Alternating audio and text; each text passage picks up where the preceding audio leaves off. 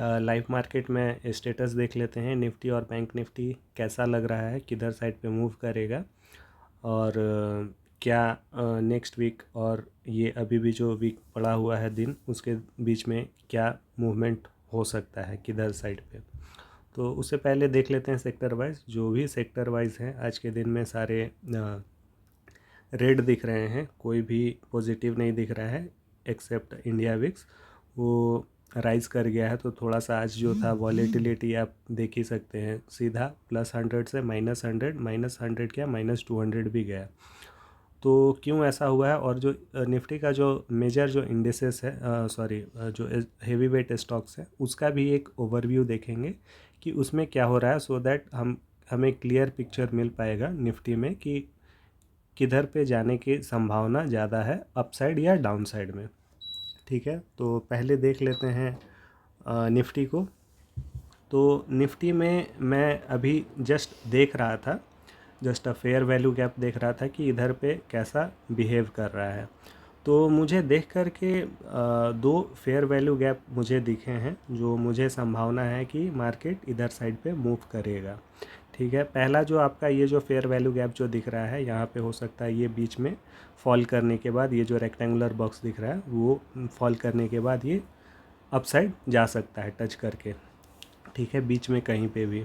तो ये जो रेंज है आपका 24,360 से लेकर के आपका 24,500 के बीच में है। ठीक है, यहाँ से कहीं से भी ये यू टर्न ले सकता है। ठीक है, अपसाइड की ओर। दूसरा, अगर इन केस ये ब्रेक कर जाता है तो नीचे में हमारा ऑर्डर ब्लॉक है। ठीक है, हार्डली इससे नीचे तो नहीं जाएगा मार्केट, मैं कॉन्फिडेंट हूँ इस चीज़ को लेकर के। ठीक है, तो लास्ट लेवल जो आपका रहेगा 23,800 के लगभग का रहेगा। ठीक है, फ़िलहाल मुझे ज़्यादा चांस है कि ये यहाँ से ही रिवर्स ले लेगा अपसाइड में। क्यों ले लेगा ऐसा भी मैं बता रहा हूँ। अगर यहाँ से अगर ये मार्केट फॉल करता है यहाँ तक, तो क्यों गिरेगा वो भी मैं रीज़न बताऊँगा जब मैं रिलायंस का आपको बताऊँगा स्ट्रक्चर कैसा है, क्योंकि वो हेवी वेट स्टॉक है। तो उसमें मुझे डाउन साइड दिख रहे हैं, वो भी मैं बताऊंगा। इस वजह से मैं बोल रहा हूँ अगर यहाँ पे सस्टेन नहीं किया तो वो रीज़न जो होगा वो सिर्फ रिलायंस का ही होगा। ठीक है, रिलायंस और मे बी TCS भी हो सकता है साथ में, और इन्फी। ठीक है, तो ये तीन थोड़े से डाउन साइड में दिख रहे हैं स्टॉक, वो सभी का ओवरव्यू देखेंगे अभी जल्द।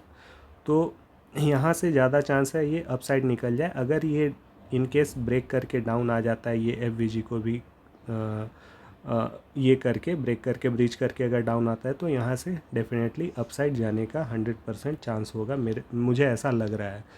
Overall market is supreme. तो देख लेते हैं, अभी ये 1 डे टाइम फ्रेम पर है। हम लोग कोई भी 1 आवर 4 आवर का टाइम फ्रेम नहीं चूज़ करेंगे, क्योंकि ओवरऑल जो मार्केट जो है हमें चार्ट पे दिख रहा है कि वो बियरिश ट्रेंड में है। तो हम जो चार्ट है उस पर क्या देख रहे हैं, रिवर्सल कहाँ से होगा, किस लेवल से हो सकता है। तो यही मुझे निफ्टी में अभी फ़िलहाल के लिए दिख रहा है। ठीक है, अब देख लेते हैं बैंक निफ्टी में।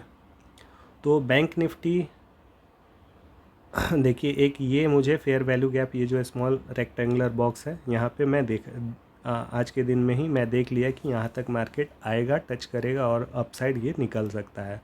तो ओवरऑल बैंक निफ्टी का जो ट्रेंड है मुझे बुलिश दिख रहा है।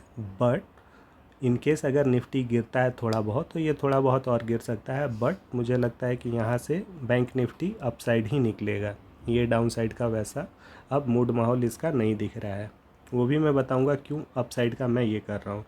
तो आज के दिन में क्या हुआ, ये देखिए, ये जो मार्केट है आपका, ये कल के दिन में था, मार्केट अपसाइड गया, और आज के दिन में जब भी मार्केट खुला तो सीधा डाउन साइड आया। ठीक है, और यहाँ पे एक FVG 1 आवर टाइम फ्रेम पर मुझे दिख रहा था फेयर वैल्यू गैप, जहाँ पे ये ऑलरेडी टच किया है, और अब ज़्यादा चांस है कि ये अपसाइड निकल जाएगा। एटलीस्ट 52,600 के ऊपर तो निकल जाना चाहिए, ऐसा मुझे उम्मीद है।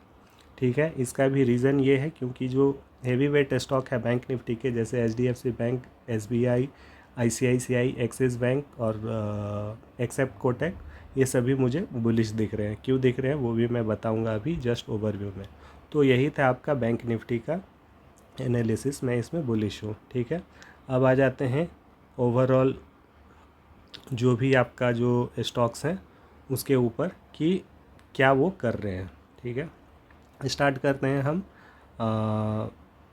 HDFC बैंक से, हमने HDFC बैंक को इंक्लूड नहीं किया है इसमें अभी तक, तो HDFC बैंक, तो इसको जब आप देखेंगे तो 1 डे टाइम फ्रेम पर देख लेते हैं। ये अच्छा खासा ऑलरेडी करेक्ट कर चुका है, नीचे से ऊपर जा रहा है। और ये देखिए जो प्रीवियस जो कैंडल है आपका 18 अक्टूबर और उसके बाद 21 अक्टूबर और आज का जो कैंडल है, तीनों का अगर आप देखेंगे तो एक यहाँ पे जब 1 आवर टाइम फ्रेम पर आप जब इसको ओपन करते हैं तो मुझे क्लियर दिख रहा है ये जो कैंडल था आपका, ये वाली 18 अक्टूबर की 315 वाली कैंडल, और ये जो कैंडल है आपका 21 अक्टूबर 10:15 वाली, तो ये दोनों के बीच में एक अच्छा खासा जो है आपका गैप है। उसका जो 50% आप लेते हैं तो ये एक एरिया, एक राउंड फिगर में मैं लिया हूँ कि ये पड़ता है, तो यहाँ तक ये फॉल करके ये अपसाइड निकल जाएगा, ऐसा प्रोबेबिलिटी है। ठीक है, तो इसीलिए मैं बैंक HDFC बैंक में मैं बुलिश हूँ। तो ये एक सपोर्ट कर रहा है बैंक निफ्टी को और निफ्टी को भी।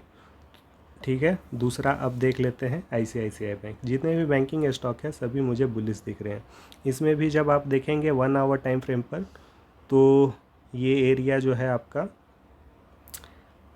वेयर इज़ दिस रेक्टेंगल, ये देखिए यहाँ पे एक फेयर वैल्यू गैप दिख रहा है जो ऑलरेडी टच कर चुका है मार्केट। ठीक है, ये एक एरिया है, मार्केट ऑलरेडी टच कर चुका है और ये अपसाइड के लिए मूवमेंट दिखा रहा है, तो मैं इसमें भी जो है ICICI बैंक में भी बुलिश हूँ। ठीक है, दूसरा उसके बाद अब आ जाते हैं आपका एक्सिस बैंक। ICICI बैंक और जो एक्सिस बैंक है, आप ये समझ लीजिए कि दोनों ट्विन सिस्टर हैं, दोनों का प्राइस भी सेम है, मूवमेंट भी सेम है, और जब क्वार्टरली रिज़ल्ट आते हैं तो दोनों पॉजिटिव ही रहते हैं मोस्ट ऑफ द टाइम, मैं देखा हूँ।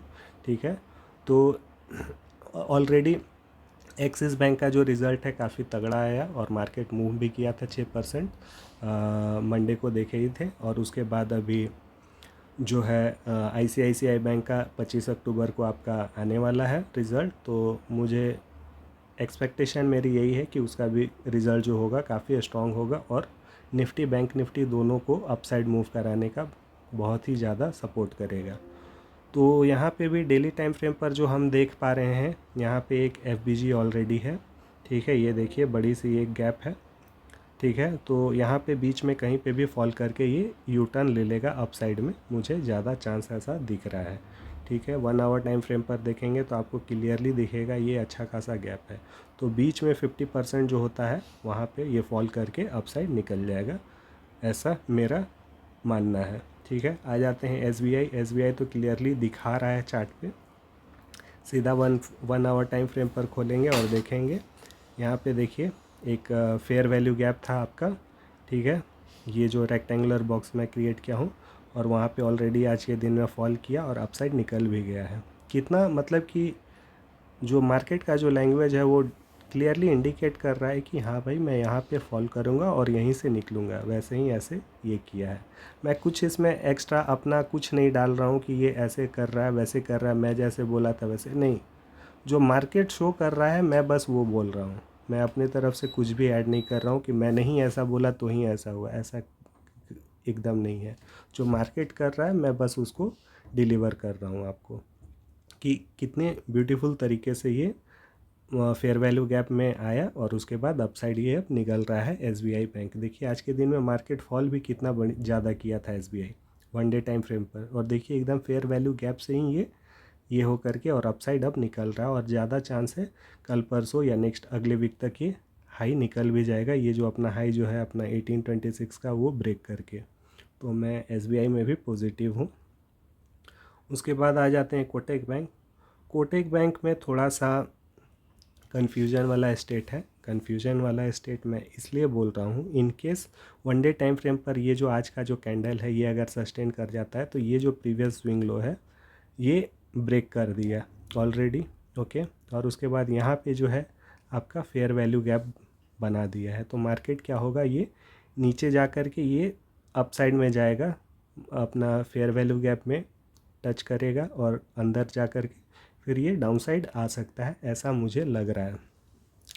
ठीक है, और वो कहाँ तक आएगा, क्योंकि ये सभी जो गेम है जो मार्केट का, वो क्या होता है, लिक्विडिटी ग्रैब का होता है। तो जिधर पे ज़्यादा स्टॉप लॉस रहेंगे उधर पे हंट करने के लिए जाता है मार्केट।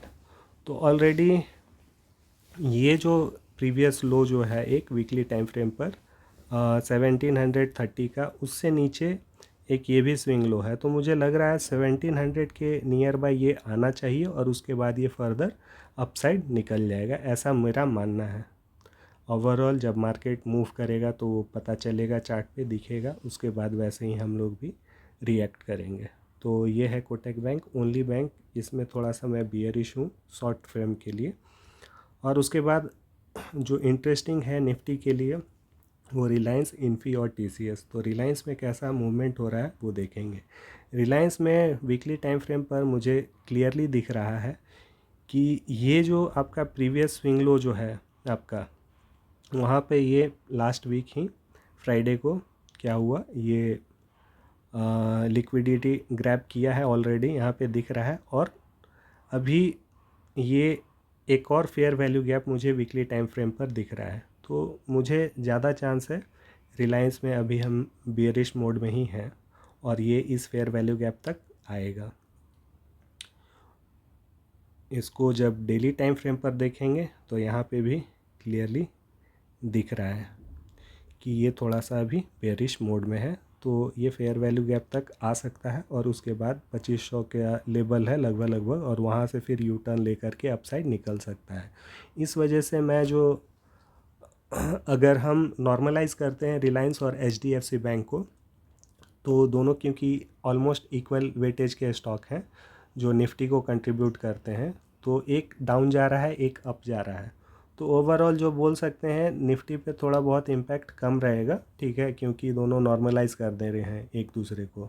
लेकिन जो अदर जो हैं जैसे कि इन्फी हो गया और टीसीएस जो हो गया, वो सभी दोनों लोअर साइड में दिख रहे हैं। इस वजह से हमें निफ्टी में थोड़ा सा लोअर साइड का लेवल देखने को मिल सकता है शॉर्टर टाइम फ्रेम में। और उसके बाद फिर जो मैं लेवल बताया हूँ जो फेयर वैल्यू गैप का, वहाँ से वो चांसेस है कि अपसाइड निकल जाए, ये दोनों जैसे ही पॉजिटिव हो जाएंगे, रिलायंस हो गया, इन्फी हो गया और टीसीएस ये सभी, तो मार्केट उसके बाद अपसाइड निकल सकता है। तो अब देख लेते हैं इन्फी का भी अभी रिसेंट टाइम में एक हाई लगाया था।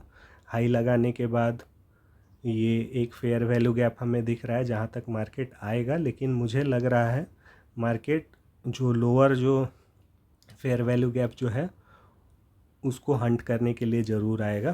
तो 1650 से लेकर के 1700 का जो लेवल है, मुझे लगता है आने वाले टाइम में और वीक में ये इस लेवल तक ज़रूर आएगा इन्फी। इस वजह से निफ्टी में भी गिरावट हमें देखने को मिलेगी। अब आ जाते हैं टीसीएस पे। तो टीसीएस भी क्लियरली दिख रहा है एक डाउन ट्रेंड में है, और जो लोअर लेवल पे जो फेयर वैल्यू गैप है यहाँ पे एक है, तो ये वाली एक लेवल है जहाँ पे मार्केट आ सकता है और यहाँ पे लिक्विडिटी भी है, इस वजह से ये ग्रैब करने के लिए हंट करने के लिए आ सकता है और फिर अपसाइड में निकल जाएगा, ऐसा ज़्यादा चांस है। तो यही था निफ्टी और बैंक निफ्टी का ओवरऑल रिव्यू, और इसी वजह से निफ्टी में मैं थोड़े टाइम के लिए शॉर्टर मतलब कि डाउन ट्रेंड में हूँ, और बैंक निफ्टी में मैं हायर एंड में मैं बैठा हूँ पकड़ के। तो यही मेरा ओवरऑल व्यू है। हाँ, और आशा करता हूँ आपको भी पता चल गया होगा कि कैसा अभी मार्केट का सिचुएशन है। तो अगर आपको अच्छा लगा मेरा एनालिसिस तो please like share and subscribe my channel. Thanks for watching.